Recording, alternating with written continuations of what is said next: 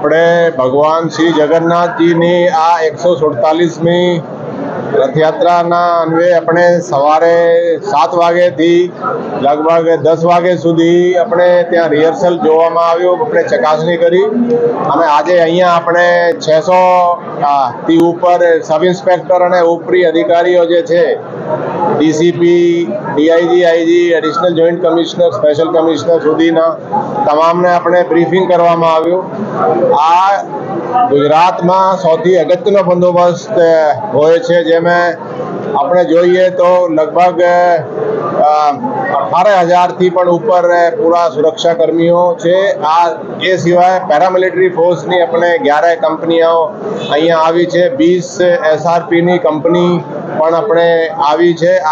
અગાઉથી જ 15 એસઆરપીની કંપની આપણી પાસે હોય છે, એટલે મેન પાવર પણ અમે ખાસો ઉપયોગ કરવામાં આવે છે। જરૂરિયાત એટલી હોય છે કે અમુક મેન પાવર સવારમાં જ્યાં ડિપ્લોય કરવામાં આવે, સાંજે એને બીજી જગ્યાએ પણ ખસેડવામાં આવે છે। અમે આગળ પોઈન્ટ હોય છે, ડીપ પોઈન્ટ હોય છે, ઢાબા પોઈન્ટો ઉપર પોલીસ મૂકવામાં આવે છે। એમાં બહુ સિન્સિયરલી પોલીસ કામ કરે એ રીતે આપણે અહીંયા બ્રીફિંગ પણ રાખવામાં આવ્યો છે। આ આપણે જે મોટો એમાં ચેલેન્જ હોય છે એ ખાસ કરીને જે ટ્રાફિકનો હોય છે એ અડચણ પણ નહીં થાય, સ્મૂથલી બંદોબસ્ત એને મૂવિંગ બંદોબસ્ત જે છે એ આપણે ક્રાઇમ બ્રાન્ચના સુપરવિઝન હેઠળ હોય છે। અમે ટ્રકોની સિક્વન્સ જળવાય, એને પ્રોબ્લેમ નહીં થાય। આ સિવાય ટેકનોલોજીનો પણ આપણે ઉપયોગ આ વખતે, આમ તો દર વખતે વધતા જાય છે, આ વખતે આપણે ખૂબ જ વધ્યા છે। ખાસ કરીને જે 1400થી વધારે જે કેમેરાઓ રૂટ ઉપર લગાડ્યા છે એનાથી ખાસો મદદ મળશે। આ સિવાય આપણે લગભગ 20 જેટલા ડ્રોનના ઉપયોગ કરવાના છીએ। ડ્રોન એટલે આ ડ્રોન હોય, આપણે જે બેલૂન છે એના ઉપર પણ આપણે ઉપયોગ કરવાના છીએ, એના નીચે સીસીટીવી હોય છે। આપ જુઓ તો બધી ટેકનોલોજીમાં સીસીટીવીના જે સિસ્ટમ છે એનો જ ઉપયોગ કરવામાં આવે છે અને એની જે લાઈવ મોનિટરિંગ છે એ પૂરી રથયાત્રાની એની આપણે પોલીસ કંટ્રોલ રૂમ સિવાય અહીંયા અમદાવાદ એનેક્સીમાં પણ આપણે ફીડ આપી રહ્યા છીએ, ડીજી ઓફિસમાં પણ આપી રહ્યા છીએ અને સીએમ ઓફિસમાં પણ આની ફીડ આપણે આપી રહ્યા છીએ। ટૂંકમાં આ છે કે ટેકનોલોજીનો ખાસો આપણે ઉપયોગ કરી રહ્યા છીએ।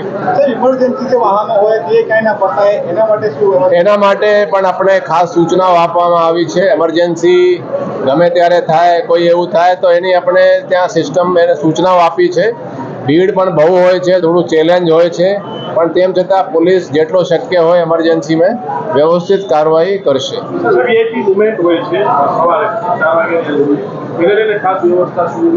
અમે જે શરૂઆતી બંદોબસ્ત છે એ આપણા રાતના 2 વાગ્યાથી લાગી જાય છે, કેમ કે માનનીય કેન્દ્રીય ગૃહમંત્રી શ્રી એ સવારે 4 વાગે ત્યાં મંગલ આરતીમાં આવે છે, પછી લગભગ 7 વાગે માનનીય મુખ્યમંત્રી શ્રી ત્યાં આવે છે, તો એ આપણે બંદોબસ્ત સવારે 2 વાગ્યાથી લાગે છે અને દેર રાત સુધી, જ્યાં સુધી આ રથયાત્રા પૂર્ણ ના થાય ત્યાં સુધી બંદોબસ્ત ચાલુ રહે છે।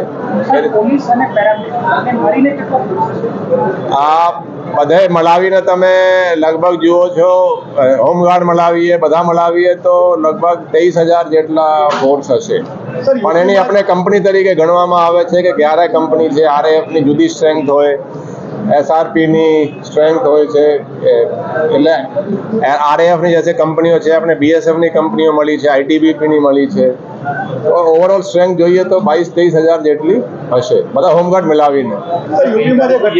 ભાગદોડ થઈ, આ રવિવાર છે, રજાનો દિવસ છે, લોકોને મેનેજ કરવા માટે કઈ રીતે પોલીસ કામ કરશે? આ વખતે આપણે ખાસ કરીને જે સ્ટાર્ટિંગ છે, સૌથી વધારે ચેલેન્જ સ્ટાર્ટિંગ વખતે ત્યાં બહુ ભીડ આવે છે, લોકો ત્યાં વધારે ભેગા થાય અને સરસપુરમાં પણ ભેગા વધારે થાય છે। આ વખતે આપણે તમે જો તો બેરિકેડિંગ વગેરે પણ લગાડવામાં આવે છે અને સિક્વન્સ છે એને આપણે એ રીતે જ આગળ વધારીએ કે જેટલા માણસ અંદર હોય, નહીં તો આગળ આપણે એને ત્યાંથી જ એન્ટ્રી પોઈન્ટ ઉપરથી રોકી દેવામાં આવશે।